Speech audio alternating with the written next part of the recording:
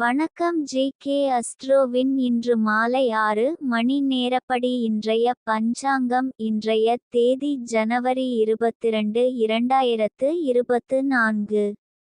இன்றைய கிழமை திங்கள். இந்நாளிற்கான ராசி மிதுனம். இந்நாளிற்கான நட்சத்திரம் மிருகசிரீஷம் 3ஆம் பாதம். இன்றைய திதி துவாதசி. இன்றைய யோகம் மகேந்திரம். இன்றைய கரணம் பாலவம். இன்றைய ராசி விருச்சிகம் ராசிக்கு சந்திராஷ்டம ராசியாகும்.